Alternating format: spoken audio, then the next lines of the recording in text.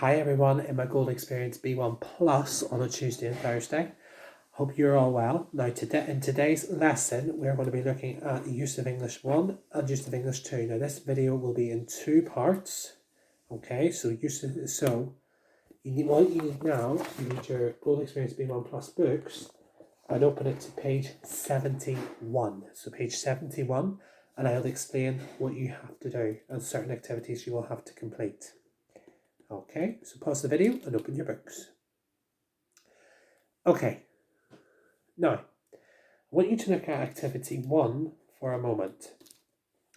If you could take any unusual classes at school, what would they be? What unusual classes would you take?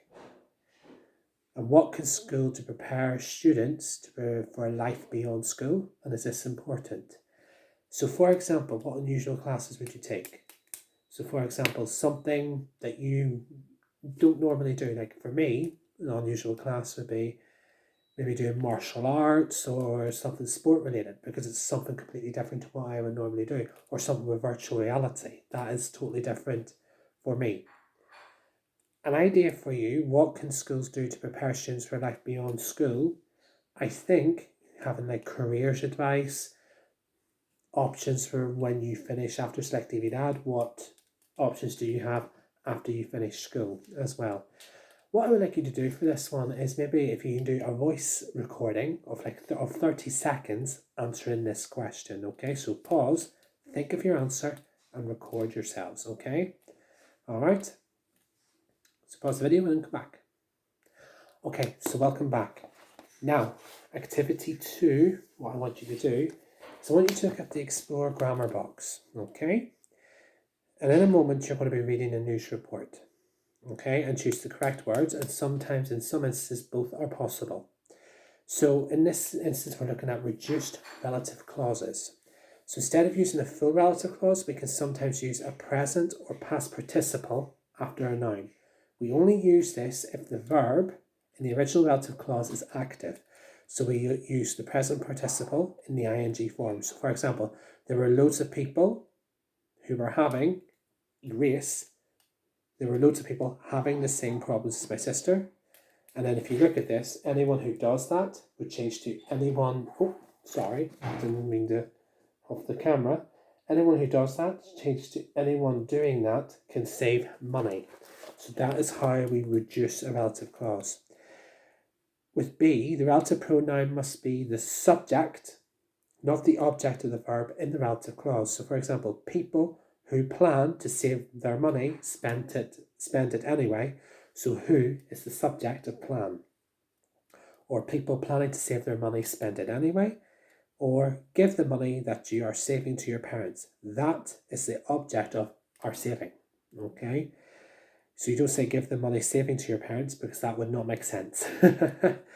Okay, so if the verb in the relative clause is passive, we use the past participle. So the coffee sold in coffee shops costs a fortune, not the coffee that is sold in coffee shops costs a fortune. And they have stopped buying products which are considered, they changed to they stopped buying products considered essential by most of us. Okay, for a moment, before you start into activity 2, can I ask you to turn to page 152, so page 152. So pause the video and then turn to page 152.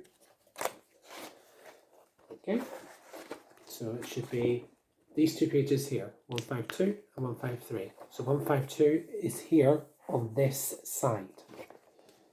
Okay, so 152. Reduced relative clauses in detail. So we can sometimes use a reduced relative clause instead of a full relative clause.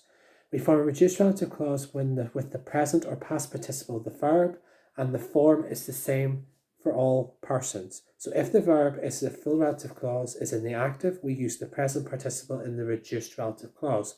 So for example, people who live in this area all support the new cottage. If you change it, you say people living in this area all support the new cottage. Okay, and also as well, we can only use a reduced relative clause if the relative pronoun is the subject, not the object of the verb in the relative clause. If you compare, in the second point, the people who are organising the concert are very excited. meaning people, the subject, we can use a reduced relative clause. Or the people organising the concert are all very excited, or the people who they're invited to the concert all live locally. The people is the object, then you can't use a reduced relative clause in this. However, if the verb is in the full relative clause is in the passive, we use the past participle in the reduced relative clause. So the books used by the students belong to the school, or the books that are used by the students all belong to the school. So you have to remember, if it's in passive, you can use a reduced relative clause. What I want you to do in this part, and page 153, give yourself 10 minutes roughly to complete activity 4, 5 and 6. So pause the video and then come back. And when you're finished, come back and we're on page 71. Okay. Just remember that with your answers in that exercise, make sure you take a photo or type your answers and send them to me by email, please. I haven't heard from any of you, so I really would like to hear how you're doing. Okay, so now you have a few activities to do. You have activity 2, which is to complete the text and choose the correct words, and sometimes both are possible. Give yourself 3 minutes to complete that. Pause the video and I'll explain the next activity.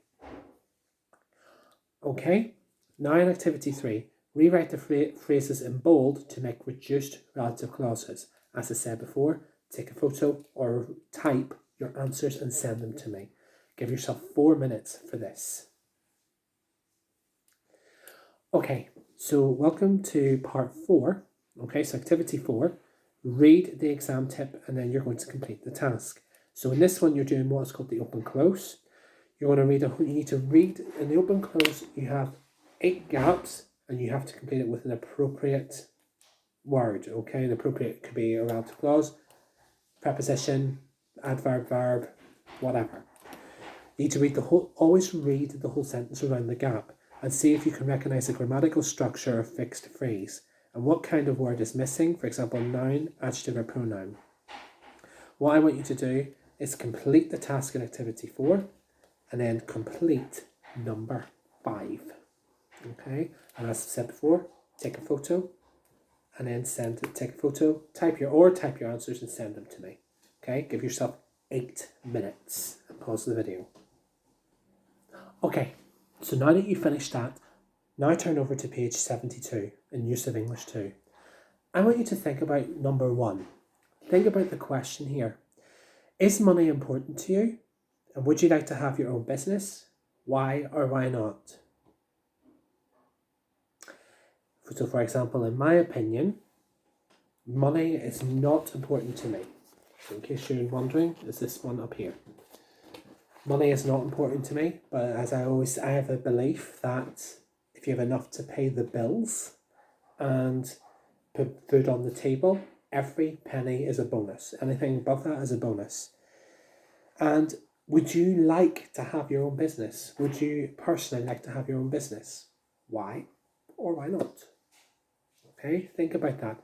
Similar in the previous page, you can take a short 20-30 second voice clip and you can send it to me and see what your thoughts are. Okay, now I'm going to explain number 2 to you. So I want you to match the words about money with the definitions. So just to explain some of these words. Bargain is when you get something very cheap. So for example, Ralph Lauren, new jacket, €155, reduced to €15. Okay, so in activity 2, so I'm just going to go through a few of the words. So as I said, bargain is something that's very expensive and it's actually sold for something that's very cheap. It's a bargain. Like for example, flying with Ryanair is always a bargain. One flight one way, €5, for example. I wish, but that's... Currency is the type of money per country. Discount is when something is €100 and say 30% off. It's cut down. It's cut down.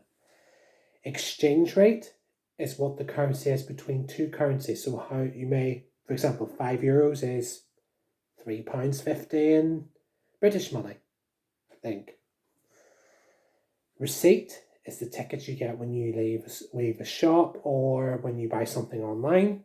And a voucher is something which is money It's something with the value of money which you use to pay for something later on. Okay, so I want you to complete number 2 very quickly, please. So give yourself 3 minutes, pause the video, and then come back. Okay, so welcome back. I'm just going to go through what activities I want you to complete now. So activity 3, you need to complete the sentences with the correct verb. So you have a choice of 2. Just remember that in Explore Vocabulary, when you have uncountable nouns, you have different types, different categories. So like activities like karate, music, drama, school subjects like economics, philosophy, physics, ideas and feelings, advice, education and love, and groups of similar things, food, money, software.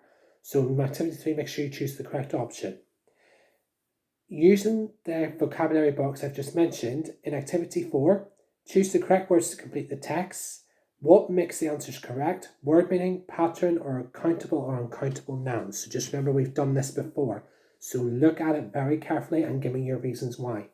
And also be able to explain that to me in your answers as well.